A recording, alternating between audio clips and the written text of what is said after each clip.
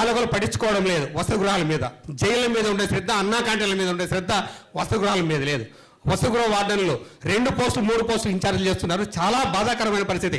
అటువంటి పరిస్థితుల్లో వాళ్ళందరినీ నయాన్నో భయాన్నో మేము పనిచేసుకుంటూ ఉంటే మాకు slackness, hostel welfare officer surprise check జరిగితే స్లాక్నెస్ అని ఆ ఏసీబీ ద్వారా, ఈ విజిలెన్స్ ద్వారా ఏబీసీడబ్ల్యూఎస్కు ఈ ఛార్జెస్ ఇచ్చి మాకు నిజంగా బలవంతంగా మమ్మల్ని ఈ ఛార్జెస్ ఇచ్చిన దానిలో పెన్షన్ రాకుండా చాలా ఇబ్బంది పడుతున్నాం.